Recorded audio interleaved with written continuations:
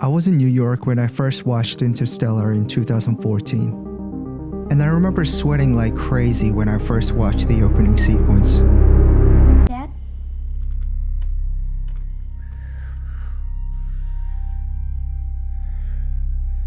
Sorry, Murph. Go back to bed, man. I thought you were the ghost. No. No such thing as ghosts, babe. Grandpa says you can get ghosts. Yeah, maybe that's because Grandpa's a little too close to being one himself. I'm back to bed. Were you dreaming about the crash? Hit your butt back in bed, Murph.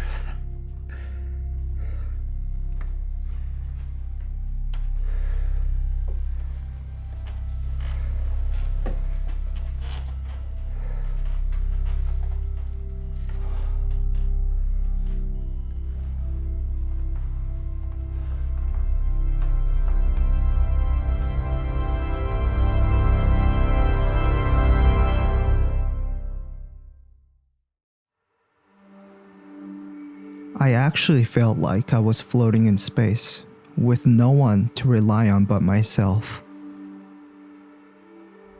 Washed with so many emotions like helplessness, emptiness, frustration, fear, you name it.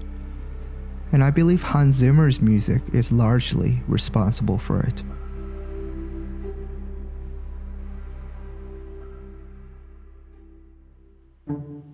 Hans Zimmer uses the concept of frequency gap to evoke this, so let me tell you how this works.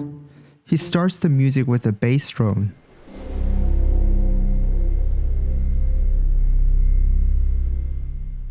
On which the following melodic materials of higher frequency unfold on.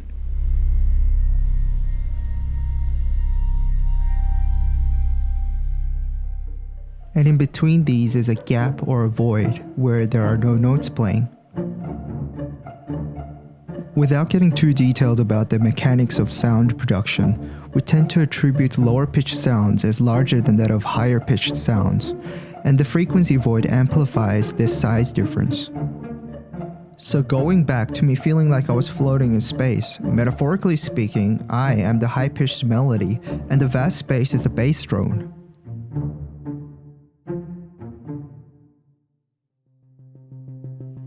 Since now we understand what we're working with, let's make our own.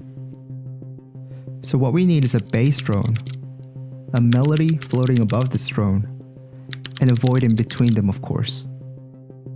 So start by just plopping a bass drone played by the low strings.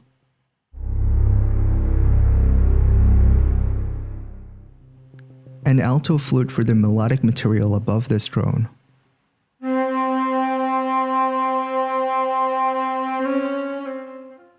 And finally, with the frequency gap in the middle, let's hear that back.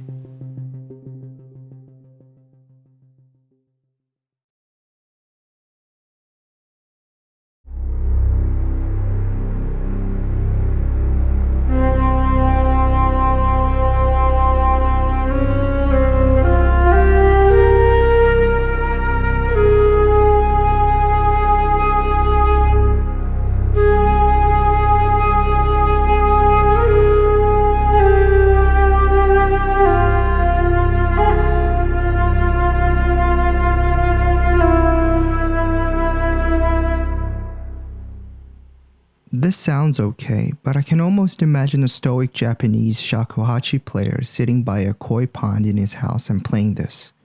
So we're gonna add this overblowing sound to the flute, and you're gonna hear a huge difference to the tone of the music.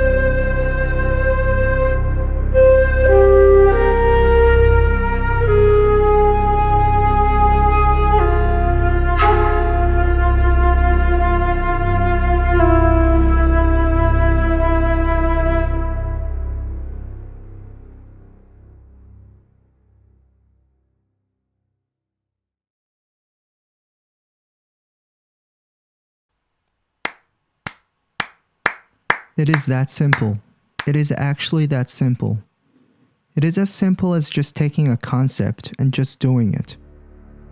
Also, the fact that this music made me imagine this exotic sound is a testament to the innate power of this idea.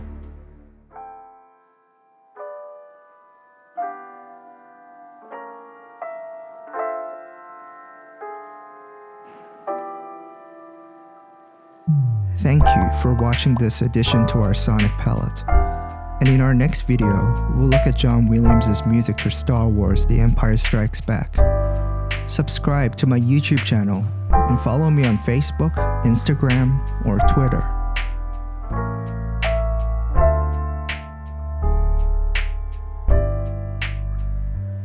Do you like this music? I wrote it.